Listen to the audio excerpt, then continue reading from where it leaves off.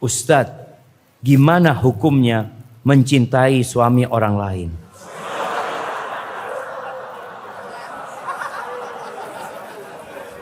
Jamaah, tunggu dulu antum, belum selesai pertanyaannya nih jamaah.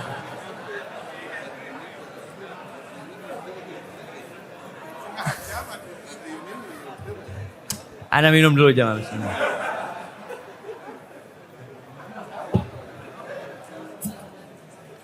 Nah, Ustadz, gimana hukumnya mencintai suami orang lain tanpa berniat merebutnya dari istrinya? Saya tertarik pada suaminya karena istrinya sering memposting kebaikan suaminya. Hati-hati nih jamaah. Bagaimana hukumnya seorang suami masih suka ngechat perempuan lain? Tunggu, dia ini bersuami apa tidak?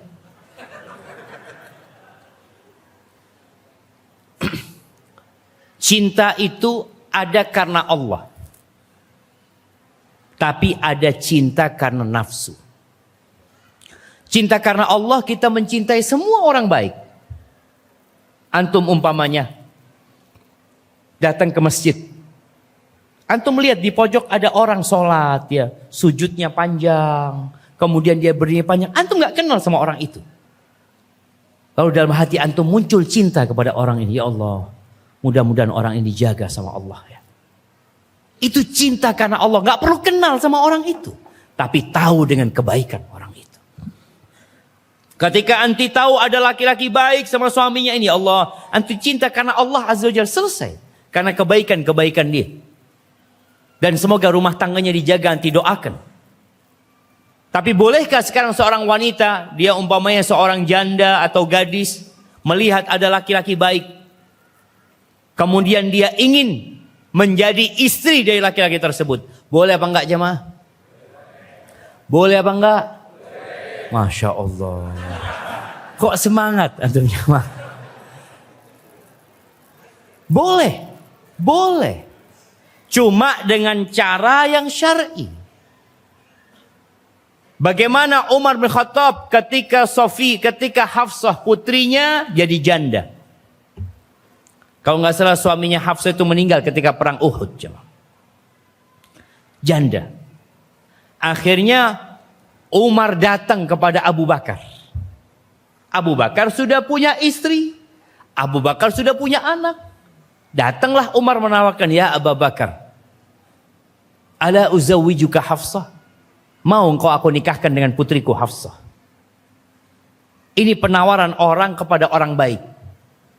Tapi kalau sekarang antum lakukan itu, apa kata orang? Merusak rumah tangga orang. Emangnya nggak ada laki lain kecuali suami anak?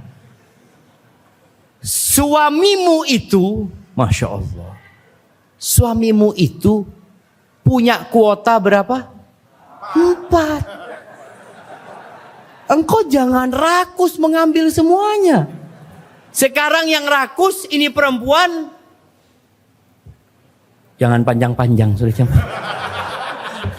Tapi intinya jemaah, intinya seorang laki-laki itu dia punya kuota 4. Ketika ada seorang wanita dia merasa fulan orang yang soleh, lalu dia ngomong sama bapaknya, Pak, cobalah tawarkan kepada fulan, mungkin fulan mau menikah, aku siap jadi istri dia. Yang kedua, yang ketiga atau yang keempat umpamanya. Dia siap melakukan itu. Itu tidak dikatakan merusak rumah tangga orang lain. Tapi sekarang media jemaah berusaha untuk menjadikan perbuatan ini perbuatan nista. Perbuatan buruk. Sedangkan yang buruk sekarang dirubah untuk menjadi sesuatu yang baik. Sering ana sampaikan. Nih ana mau tanya sama antum. Iya. Antum tahu yang namanya WTS? Tahu? Nggak tahu kan? Lihat, umur berapa antum? 29. Generasi umur 29 banyak nggak tahu dengan namanya WTS. Tahu dengan yang namanya PSK? Tahu? Antum bisa lihat. Sekarang orang banyak tahu PSK, WTS nggak tahu lagi jemaah. Dihilangkan istilah itu. Padahal istilah itu istilah yang benar. Wanita tuna susila. Jadi wanita pelacur dulu namanya wanita tuna susila. Waalaikumsalam warahmatullahi wabarakatuh. Wanita tuna susila, dia ketika tahu dia wanita tuna susila, dia akan berpikir untuk bertobat. Aku ini nggak benar gitu. Tapi tatkala dirubah jadi PSK, ibu apa kerjaannya? PSK. Apa artinya PSK? Pekerja seks komersil. Kerja saya Pak Ustadz, punya anak 2, sekolah anaknya, pekerja. Kapan dia akan bertobat jamaah? Kapan dia akan bertobat? Ketika dia merasa itu legal buat dia.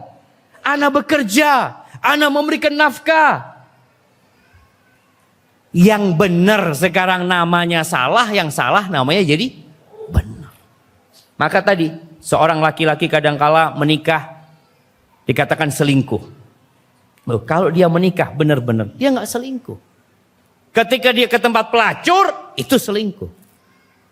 Tapi sekarang jamaah, yang ke pelacur itu bukan dikatakan selingkuh, tapi yang punya teman perempuan yang selalu dia berzina dengan dia dikatakan selingkuh. Kalau sesekali ke tempat pelacur disebut selingkuh, berzina. Maka banyak hal yang perlu diperbaiki. Tapi intinya, ya tadi sudah intinya jemaah. Apa? Nggak apa-apa kita mencintai orang lain karena Allah Azza wa Jalla, bukan karena nafsu dan syahwat. Apalagi kalau seorang perempuan ini sudah punya suami, hati-hati. Engkau tundukkan pandanganmu, engkau lihat suamimu, dan engkau bagaimana memperbaiki suamimu. Kalau suami yang masih suka ngechat perempuan lain, ya ini suami yang perlu dikasih nasihat. Fitnah terbesar laki-laki itu siapa? Wanita. Makanya kita disuruh menundukkan pandangan. Kalau melihat wanita yang menggairahkan, apa kata Nabi SAW? Falyarji ila ahli, cepat pulang ke rumahnya. Maka antum kalau melihat ada perempuan langsung, Ustaz, ana mau kajian Ustaz. Melihat perempuan umpamanya seperti itu. Lanjut kajian apa pulang? Pulang jemaah. Pulang, bismillah. Tapi hati-hati jangan sampai nabrak antum pulang.